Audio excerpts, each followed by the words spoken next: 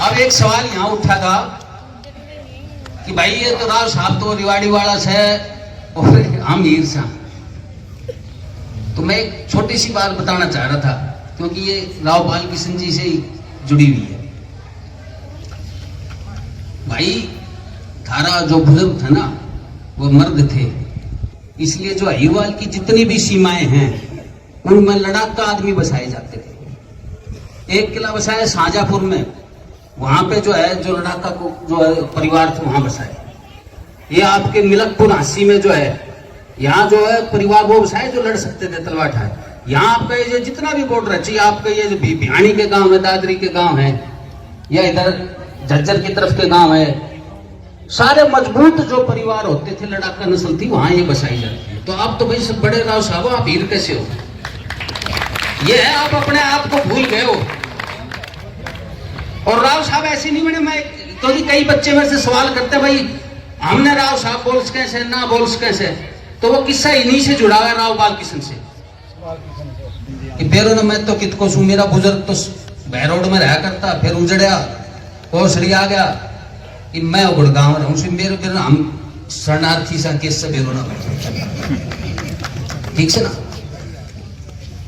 जब नादिर शाह देश के ऊपर चढ़ाया 1739 में, पर की डुगडुगी बंद कराइए भाई की। तो जो देश के सत्ता पे काबिज थे मुगलिया सुल्तान मोहम्मद शाह रंगीला, उसने कहा भाई सारे आओ, अरे इस लुटेरे ने मार भगाओ। तो आपको ताज्जुब होगा ज्यादातर लोग नहीं आए देश रक्षा में, लेकिन शेर का बच्चा शमशेर बहादुर राव बाल किशन, ये इसको उपाधि मिली थी। तो ये जो है शेर का बच्चा शमशेर राव बहादुर बाल किशन जी अपने 5000 हीर रणबांकुरों के लेके और करनाल के पास में कुंजपुरा के रण खेतों में जम गया। 2-1 हजार आदमी कृपाराम जाट भी ले आया था।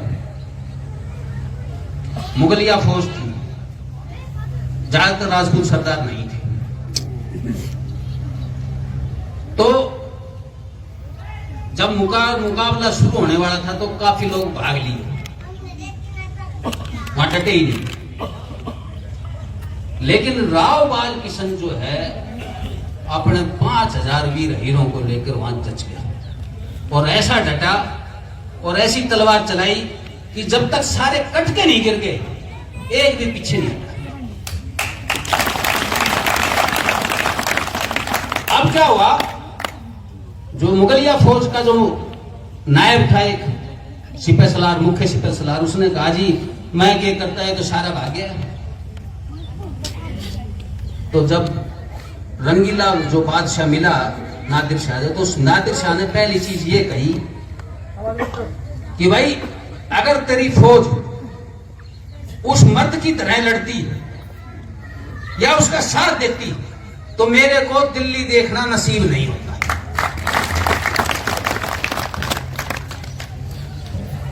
अब ये जब बात मुगल बादशाह को पक्का होगी कि भाई जब दुश्मन तारीफ कर रहा है तो इसका मतलब भाई तगड़ा लड़ाका था। तो राव बाल किशन के भाई राव गुजरमल को बुला के कहा गया कि भाई राव साहब आज से आपका जो नगाड़ा है वो लाल किले तक बचेगा और किसी का नहीं, और आपको अब राव बहादुर बनाया जाता है राव साहब, और आपको हिसार की बावनी भी दी जाती है साथ में। तो हिसार की बावनी जो है मिल की, तो राव साहब अपने लोगों के साथ आए। तो उस बावनी पे पहले काबिज था एक बलोच, मुसलमान होता बलोच। तो उसने पैगाम भेजा राव गुजरमल ने कि भाई खाली कर, अब ये तो बावनी मेरे को लौट हो गई है। तो उसने पैगाम भेजा, बोला राव साहब बावनियां पैगामों से हासिल नहीं होती, तलवारों के जोर से होती।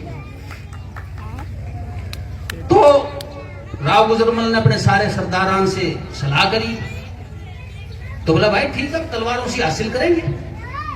तो जब मोर्चा जमा तो एक रात पहले एक फकीर वहां मौजूद था। ऐसे ही गए सरदार, तो बोले भाई फतेह आपको होगी, लेकिन मेरी एक गुजारिश है, मुसलमान था फकीर, कि इसको और इसके परिवार को बख्श देना बलोच को। तो राव साहब ने कहा वचन दिया भाई।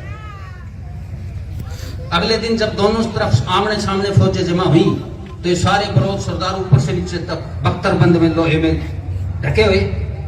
तो राव गुजरमल ने कणीना के बड़े सरदार थे, उनको कहा कि भाई कैसे मारेंगे इनको, तो ऊपर से नीचे तक लोहे में ढके हुए हैं। तो राव साहब और कुछ नहीं, सुसरा का कुल्ला तो खाली से, हम कुल्ले में नीचे मारेंगे इनके, नीचे मतलब भाले, आप नगाड़ा बजवा दो। और फिर जब ऐसी जबरदस्त लड़ाई हुई और फौज अहीर ने वहां थोड़ी देर में मोर्चा फतेह कर दिया, उसको नवाब को बंदी बना लिया और जो फकीर के दिए हुए वचन को मानते हुए उस पूरे परिवार को यहां फरूख नगर में बसाया था। 5 गांव दिए राव साहब ने। और जो आसपास की रियाया थी, ये जो 80 हिसार की जहां मोर्चा जमा था, उन्होंने वहां अहीर नहीं थे उस टाइम में, तो वो सबने कहा भाई ये कौन सी कौम है जो सारे इन बलोचों को पीट गई, क्योंकि उस टाइम उन बलोचों से बड़े परेशान थे। वो भाड़ बेटी उठा लेते, जमीन पे कब्जा कर लेते थे, धर्म जबरदस्ती बदलवाते थे। बोला भाई ये राव साहब है रिवाड़ी व अहीरवाल के।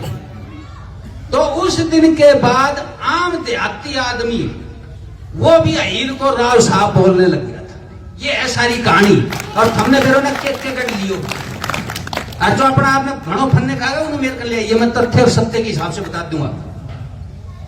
और ये राव बाल किशन ने भी, राव मान सिंह जो आसिया की गोरावास के थे, जो राव तुलाराम के खास सलाहकार थे, उन्होंने भी अपनी अबीर कुल दीपिका में लिखी है। और मैं तो जित नई गांव में जाऊं के कहानी बनाऊं से बोले ये तो अंग्रेज देख के गया था राव साहब। अरे राव साहब सब तो अंग्रेजों के पैदा होने से भी पहले का है। राव का मतलब राजा होता है। मैं कि बोल जाऊं जोश में आके ही रूठ जाए इसे, ठीक है ना। तो भाई ये राव साहब आपके बुजुर्गों ने जब अपना खून बहाया, जब जाके आप राव साहब खिलाए, हम तो पसीने में ना भाव और आके थोड़ी देर घाम में बैठ जाओ।